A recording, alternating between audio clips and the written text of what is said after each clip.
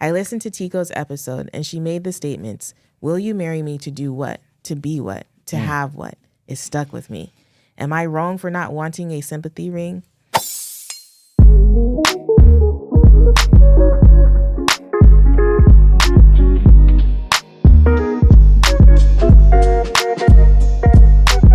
Hello, my name is Mrs. Melanin. And I'm Belief Mel. And we're here with episode 213 of How Married Are You? Okay, my name Belief. This is Yvette. We married 13 years. Live in California. We got four kids. Relationship scary. It's very necessary. We share our love, our struggles. We ask how married are you? Every Tuesday and Thursday, shawty.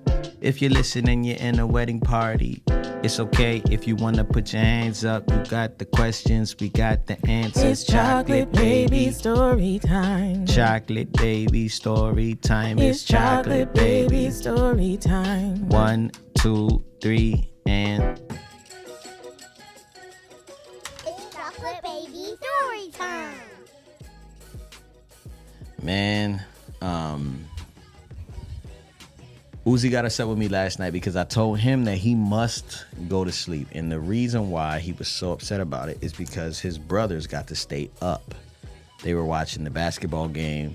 The Lakers and the Warriors were playing and went into double overtime. And they were like so into the game. And for me, I really love seeing my sons watching sports. I don't know why.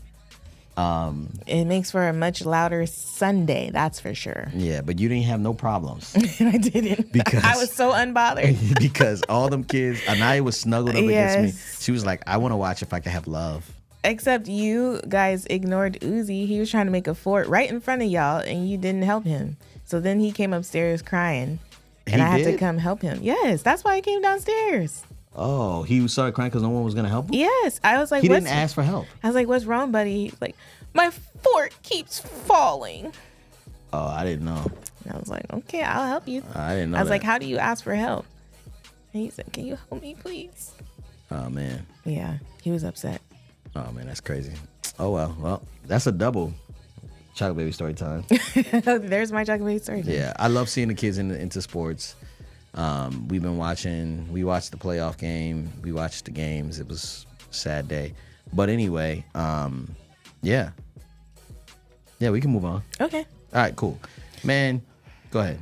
What you got to say? I was just going to go on with the whole spiel. What were you about to say? I'm about to say y'all need to get y'all tickets for this Unplugged retreat. Oh. You need to get your mama friends, bless your mom, bless your wife, send her away for Mother's Day, okay? They need a break. All throughout the year, we rely on our mothers. We rely on the women in our lives to be so much for us. And when do they really get time to rest? I remember the time you left in a couple years ago, it was really difficult for me. But if you had been taking those rests, you wouldn't have needed that big old break, right? And I'm always pro you getting out of here whenever you say you need to go. Because most of y'all don't understand what your wives go through, especially if they're stay-at-home moms, because you sit from the position of being like, okay, well, she don't really had nothing to do, but she's actually doing a lot. And because I was a stay-at-home father, I get to see from that perspective. And I think it's really important that you understand your wife's shoes, or try to at least. I had someone share with me that I've actually had a few people being like, it's Mother's Day, I don't want to leave my kids. And I was like, duh. I was like, I understand that Mother's Day is usually like a special day where the family does something to celebrate you and all the things. But you can pretend Mother's Day is the following weekend or the weekend before. I think it's just a day. It's a man-made holiday. You can celebrate Mother's Day with your family before you leave or the following weekend. So don't let that be the reason you're not coming. Don't feel guilty. Don't feel any shame. If you need rest, you need rest. You deserve rest. So book your tickets now. You get all the things. You get spa services. You get food vouchers. You get welcome dinner with me and praise and worship and Bible study and anytime you want. You can literally spend the time how you want. You could come and decide, I don't want to do none of that. I'm just going to stay in my room and hang out. Or you can decide, pick and choose what you want to be a part of. It's not going to be something where every minute of your day is scheduled. It's something that you can, at your own leisure, plan how you want to rest, because you deserve rest how you need it. And so I'm just creating space for you. And I hope that you would join me and others as we connect with ourselves, as we connect with God, and as we connect with each other. Amen. Yeah. And make sure you like this video right now if you're watching on YouTube. If you're watching on any other platform, make sure you give us a 5-star review. Make sure you share this with someone after you listen to it. Now, we had some pretty awesome episodes come out recently. But I think that, we're actually ahead of schedule. So, like, we're recording this way before you're hearing it. So I'm pretty pumped on that. So big shout out to the team for making a better workflow. Getting stuff situated, and sometimes we go live, so make sure you follow us on Instagram. Let's go ahead and get into this situation here. What we got an email. All right, the email is titled, "He proposed marriage, I declined." Oh my gosh. Yes. That look at Rejoice. That's a tough one. This one I'm very interested to learn about. So I've been listening to your podcast for a couple of months now, and I wanted to ask for some advice on my relationship. I am 26 years old, and my boyfriend is 28. Before we started dating, we were friends for about 5 to 6 years. We share the same friend group. We have all decided to form our own little village. It's great. We've been dating for about 5 years. We share a child.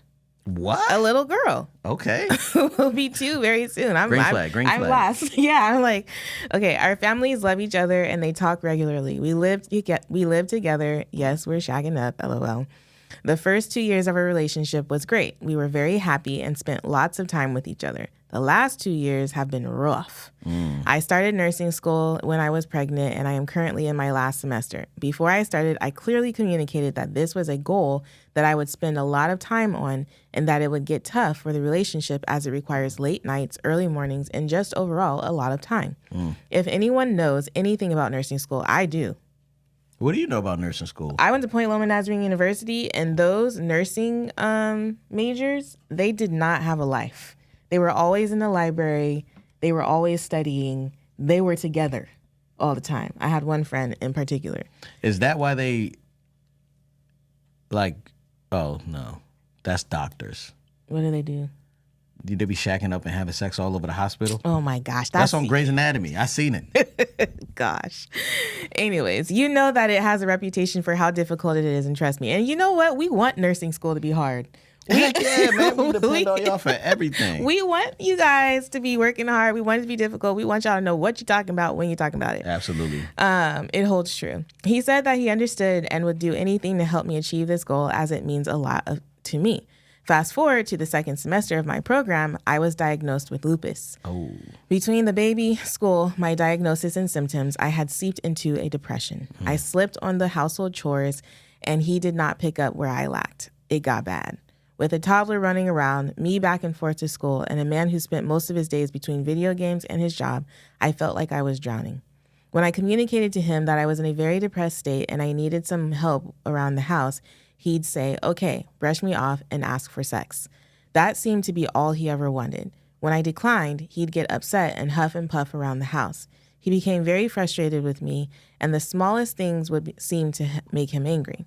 Something was off, as this wasn't his usual demeanor. I looked through his phone one night before he went to work. I should have minded my business, but the phone seemed to be calling me. I found out he was cheating on me with a girl from his job. I could feel my soul just break. It was also the night before my second Mother's Day. Being that I was raised by a single mom and my aunties, who were also single moms, Mother's Day is my favorite holiday. This all around sucked. When I confronted him, he said it was a mistake. It only happened once, which I don't believe, and that he'd never do it again. This is not the reason I stayed. I stayed because I had so much going on at that time that I would rather stay and try my hand at working it out than to deal with the repercussions of a breakup. Okay. It's an interesting statement. Do you want to pause here, or you want to? I don't know. Okay. I feel like sometimes that just be how it is. Like, what? I would rather stay and try my hand at making it work than to deal with the repercussions of a breakup. How many things do we avoid speaking out about? Not, and this is like a different, I don't know. That just resonated with me. My Lord, it resonated. Anyways, I got you, girl. I'd have to move out. We'd have to figure out child arrangements, deal with the inputs of both our families and our very tight-knit friend group. Again, nursing school, lupus, and a child. I couldn't risk all this stress and possibly fail a semester or risk a lupus flare that would possibly land me in the hospital. I stayed, which disappointed the strong Black woman ideal that I was raised by. This girl is very well written. He apologized, and we agreed that he would cut ties with the young lady and find a new job, which he did. But then he kept apologizing. He'd bring it up, and he would break down and cry and say that he was trying to put it behind him, but he felt like he failed me and our daughter. I am not one to drag a situation. You did it. We discussed it. Okay, let's move on. Dang, that. She's like, I have things to do. That is a crazy amount of grace. But I don't even know if it's grace. It could never be me. But look at this. She goes, I'm going to read that sentence again. She goes, I am not one to drag a situation. You did it. We discussed it. Okay, let's move on. I have things to do. What about, I felt the pain that came with that. We discussed it is different than we worked through it. You know what I mean? Like, it's different than we sought counsel to really seek true forgiveness, him forgiving himself, her forgiving him. You know, there's so much layers to that. But discussing something is not the same as working through it. Mm-hmm. But if you want to, I'm just going to let's hope that they did work through it. I'm going to keep reading. He obviously didn't get over it. Yeah, because he kept bringing it up and apologizing. Sorry, guys. Lily's here. He wanted me to display more emotion. I couldn't because if I did, I was scared I would break emotionally and I wouldn't be able to pick back up. Eventually, we argued about it. We discussed some new goals and boundaries for our relationship moving forward. We were going to do the work not only for us, but for our child. And we did. Okay. See, I should have just kept reading. The household chores are now a 2-man job. Beautiful. We tried our best to communicate our feelings to each other. Okay. And maintain a date night. Our relationship felt better. Not the best it's been, but better. Fast forward, it's my last semester and I'm more focused on graduating than I ever have been. I eat, sleep, and breathe nursing school. Now he complains that he's tired of me studying. I'm not spending enough time with him and that he's depressed because of what he did in the past. He feels that I am neglecting him because of it. This annoys me. I'm trying to be better. I'm trying to better myself so that our daughter can have more options and financial freedom than the both of us had growing up. I've communicated this to him, but it doesn't feel like he understands. Just before Christmas, he proposed. The idea of buying an engagement ring, I politely told him that I felt like he proposed the idea of buying. Okay. Just before Christmas, he proposed the idea of buying an engagement ring. I politely told him that I felt like that was not the thing to do right now. I just don't feel like we're ready. It feels like he wants to marry me because he feels like it's what he's supposed to do or that he's trying to make up for what he did. It just didn't feel pure. I listened to Tico's episode and she made the statements, will you marry me to do what? To be what? To have what? It stuck with me. Am I wrong for not wanting a sympathy ring? I know we need therapy and I like to think we will when the time permits, but if you have any advice, I will gladly take it. Thank you.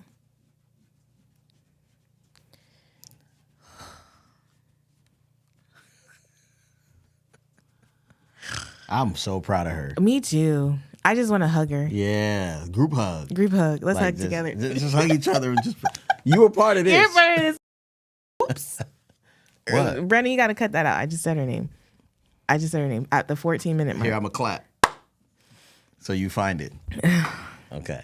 So, yikes. We are proud of you, and we are sorry. I'm sorry on behalf of men. Because I feel like he did something and tried to rush her to get over it, which I feel like is very manipulative. Mm-hmm. And I think the best thing I did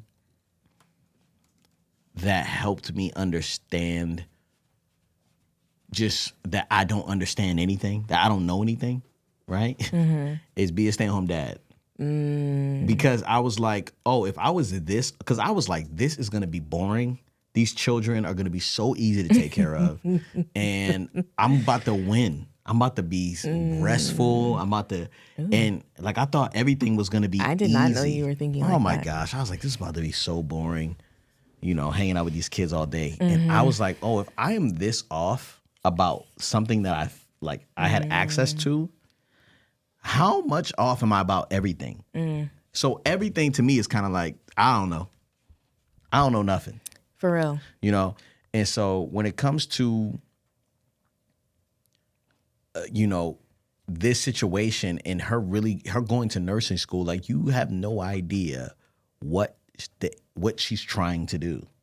You know what I'm saying? Like you're oblivious to her growth. Like you don't even know what she's doing. And she has to do something reliable because you have been unreliable, unfaithful. Right? I'm confused on what is her plan, though. What do you mean by that? Because it's like, all right, so you aren't together. I mean, you are together with the guy. They're still together, right? Yeah, they're still together. They living together. They have a baby. What is she waiting for in him to get married, I guess? Like, what is she looking for? Like, where does the relationship stand, I guess? I feel like she probably would have received the the proposal had it been before he cheated. Yeah. You know what I mean? I feel like if you remove that mistake out of their relationship, she might be more inclined to say yes. But she said it. She's like, his proposal feels like a sympathy thing, like something he's trying to do to make up for what he did. Ooh, yeah. You know what I mean? Yeah. It's not necessarily something that he genuinely made a decision about. It's a decision that she feels is made out of guilt. Yeah. And so I feel like she just wants his motives to be pure in order to receive that proposal. Is there a way to walk back from that, though? Like, I guess. Because, like, man, if we weren't even married and you cheated on me, like, you know what I'm saying? Like, I don't know. Is it a way to, I don't know if that's possible. Like, healing from that is so difficult. Because I feel like now, and this may not be true, but she's so focused on her job. She's like, yeah, I'm not worried about you. Like, it's almost like, is there real forgiveness here? Or is she just kind of like, because let's be honest, from our situation, sometimes you're like, I don't know if I can I don't want to just rely on Glenn. I want to make sure I'm set on my own just in case Glenn loses his mind. And I have done nothing to prove that I'm going to leave her or anything like that. But imagine if I did, how much more you would be like, yeah, not so much, buddy. Yeah. And I think too, like, okay, so she did give him a heads up. She's like, hey, I'm about to start nursing school. This is going to be a lot, okay? It's going to require a lot of my time and attention. And I honestly think she's grateful in this moment for nursing school because it gives her an opportunity to not have to deal with or face those emotions of, I'm hurt. Yeah. Like, this guy just did this to me. So now she can avoid processing those feelings while she focuses her attention on school. And I don't know if that helps the relationship at all either. Even though, let me read again what she said they're doing, because she did say,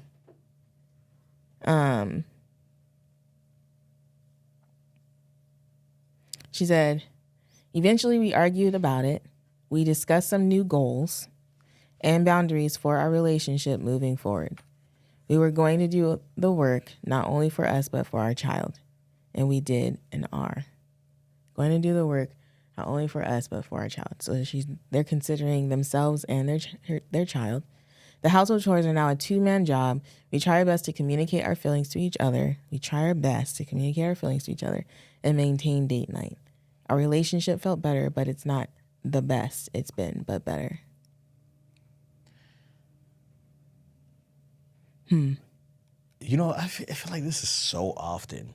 I wonder how come we don't get any stories about women cheating? Because men probably don't want to talk about it. They probably leave them. I think men Well, I know leave. it happens. I know it happens too, but I think the men leave. They don't even consider. Don't you think? Don't you think men are more likely to leave? In the comment section below. What you mean, like leave a cheating woman? Yeah. Because I feel like a woman, If a man especially if they have children, are more likely to be like, okay, let's try to work this out. Da, da, da, da. But I feel like if a man gets cheated on, and this is just me talking, y'all. I have no statistics to back this up. But I do believe that a man's ego could not take it. I don't think men are considered when they're cheated on. Like, it's victim blaming. It's like, well, what did you do what made her, why did she feel like she had to? Dang, Lily, go sit down somewhere. And her hair keeps getting on my cut. Can you sit? Did she eat this morning? Oh my gosh, her food's in the car. Dang it. What should I do? We get, The key, should I go get it? no, Brandon can go get it. The key's in the office. It's a van key, bro. Thanks, man. Thanks, It bro. might be in my purse, but Leave all this in I the don't care podcast. if you Leave all this in the podcast. I don't care if you go in my purse. Don't cut this out. They ain't paying for this. What? I smell cookies. It's them across the street. They bake. It smells good. Do you smell cookies? They have a big old oven over there and they be baking cookies. All right. Okay, what were we just saying? Men don't Oh, yeah, have, yeah. there's no sympathy for men. It's your fault. You should have given me all the things that I needed. You weren't paying me enough attention. Yeah. Like, Oh, and did we tell Brandon I parked in the back? can you let him know she parked on this side? You might want to go do it for him because you know the car. It's behind the driver's seat. You've driven it before. Sorry, guys. Lily, come. Yeah, I think men have a harder time with that. They don't have they don't get a lot of sympathy, and even when, like, I know men who have been cheated on, and the world thinks they cheated, and they've been like, well, I don't want to say anything because I know eventually my kid is gonna see this, and so I don't want her to sit. I don't want her to I don't want our kids to think bad of her. You know what I'm saying? And I know women do that too. I'm not saying that men only do that, but I know guys. Oh, all right. Let me go help him. It's in my other purse. No, babe, we need to finish this. No, I don't mind. There's nothing in there to hide. I promise. It's nothing that's gonna. Yeah, the one that's hanging on the coat hanger. So anyway, like, even me talking about this, some men are like, yeah, but then we keep getting interrupted. But yeah, like, there is I do believe men have a hard time talking about it because dudes don't be caring.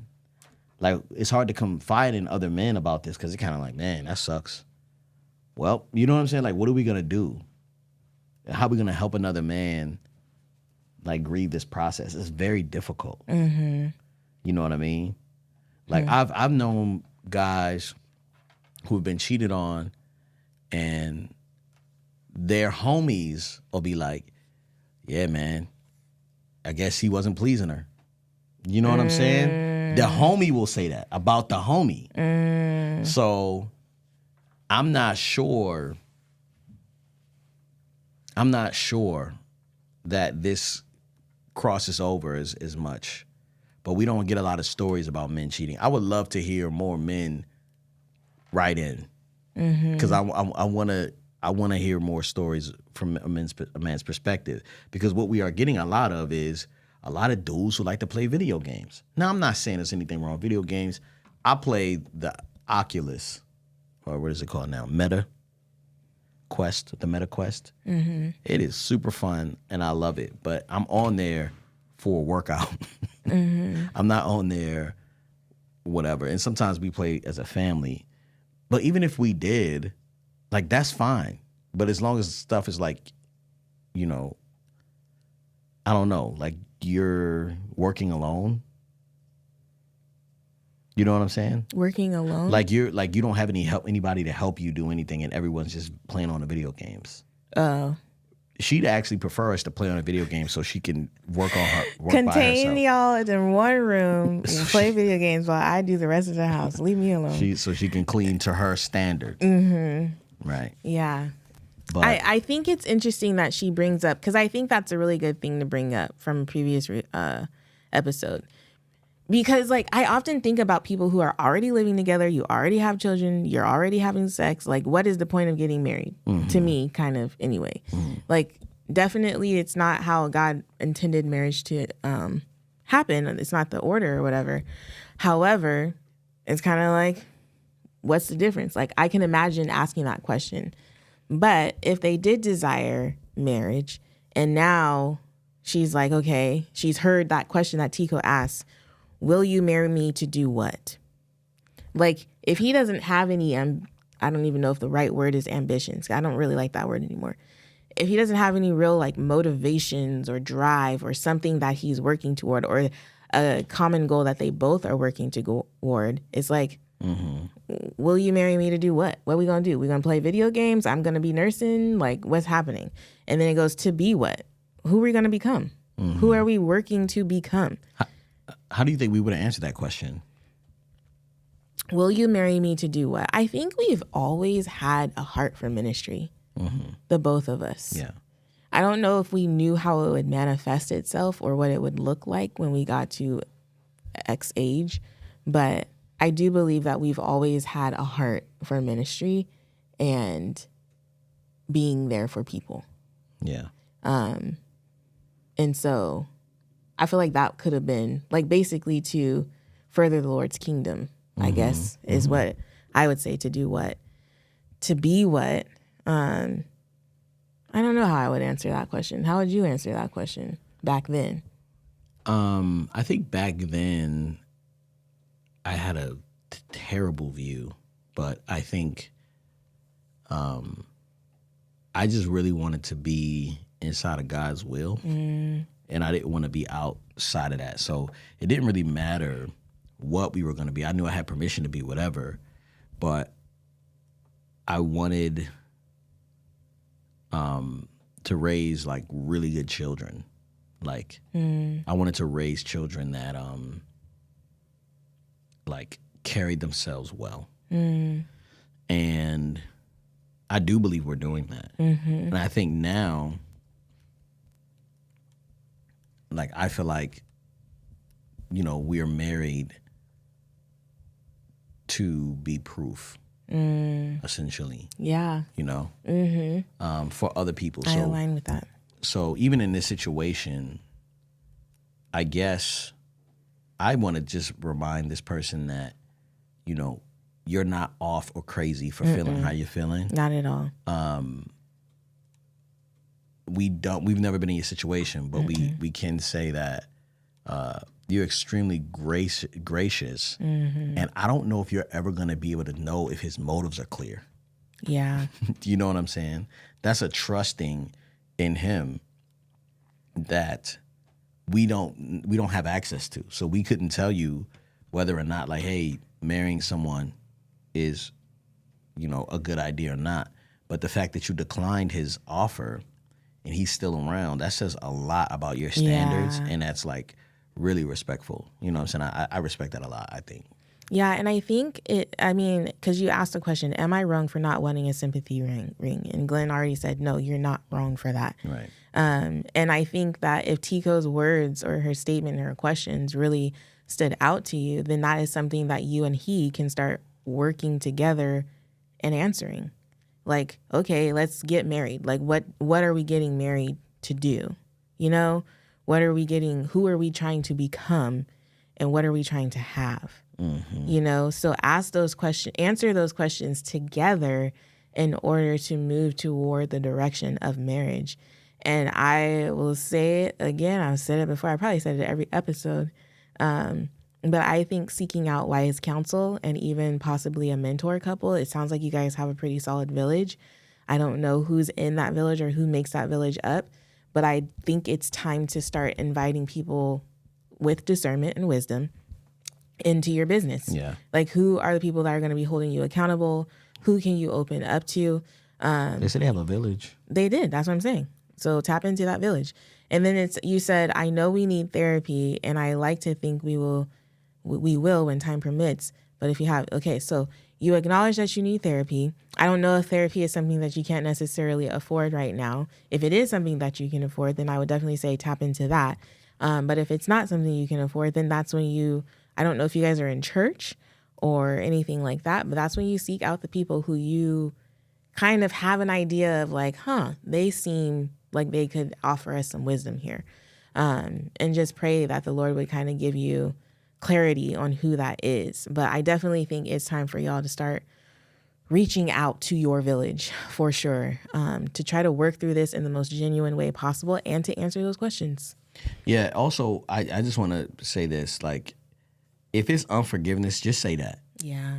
Like that Tico post the other day where she was talking about, like, you have to name what's in the jar. Mm-hmm. You know what I mean? Like, let's not avoid it and say, hey, I've forgiven them.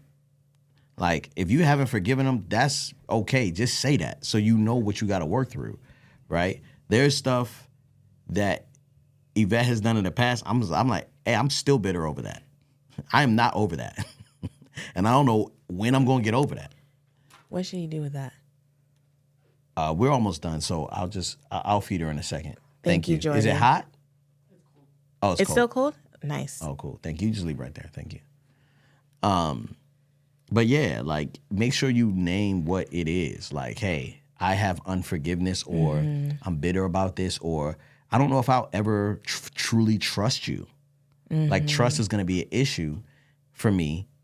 Whenever you're away from me, I'm going to be thinking about, is he with another woman? Like, just say it. Because if you can say it, then he's realistically thinking like, oh, am I sure that I can have am I sure I have enough work ethic to help this woman believe in me again? You know, because I would hate to be in a situation where I think we're good, we're not good, and I still have a bunch of work to do in our relationship, and I think we've already gotten past it. And then when you already got your nursing degree and everything's cool, you working, and then you come home like, oh, so, you know, you bringing up stuff, but it's all coming from this one incident. You know what I'm saying? So, I don't know. Yeah, name it. That's true. Actually, I just had a conversation with Tico where I was talking through something with her, and she's like, that's the icing. But the layer of the cake is this. This is another layer of the cake. This is another layer of cake. Sometimes we choose to deal with what we can see or the icing or whatever. It was about me? Yeah, of course. Y'all better keep my name out your mouth, man. Y'all, the layer. The angels probably like, man, Glenn, they talking about you, man. That's why I can't sleep. How you, babe? That's why I can't sleep. Yep. What did I do? Oh man, let me tell you something about me. Let me tell you something about me. What? I've lost 12 pounds. Since the new year. Since collapsing butt naked in the bathroom and fainting and having to go to the doctor. So I've been doing intermittent fasting from 12. I eat from 12 to 8, and I fast all the rest of the time. And then I can only eat certain things. So I'm kind of cutting a lot of stuff out of my diet so I can get my blood pressure back and cholesterol down and all that stuff. And yesterday, I made some salmon. Ooh, and it was so good. And I had 2 pieces of salmon, but I realized Yvette didn't eat, so I saved 1 piece of salmon for Yvette. And that was very generous. That was very generous. Yeah, so I did that I last night. appreciate that love. Okay. How married are you? I had one. Did I write it down? No, you put all my clothes away for the cleaners this morning. I noticed that. That's good. I will say I have been staying on top of the laundry as much as I can. No, it's great. I haven't had to wear dirty drawers. You be wearing dirty drawers? I mean, what you gonna do? I'm not going commando. I do. I'll run a pair back, man. Flip them inside out, like I'm 12, I can't 14. do that. Mm-mm. It doesn't happen often, guys. So don't be out there judging me. But you can ask if you see me in public. Hey, man, yeah, I got a fresh pair on. My wife did the laundry. Nah, I appreciate that. Oh, I'm so married that this weekend we went away, like just for an overnight stay, and I packed your clothes. Oh yeah, that was. I mean, dope. I didn't pack them, but I pulled them out because I was like, I think this would work. And you pulled them out because what? I was speaking. Because you were busy. Yeah, I was speaking. So she literally did that for me. That was so awesome. So, yeah. And that's just how married we are. I don't know if I want that business out there. What business? That I wear drawers. That's kind of wild. Well, then tell Brendan to cut it out. I don't know, man. That joint might go viral.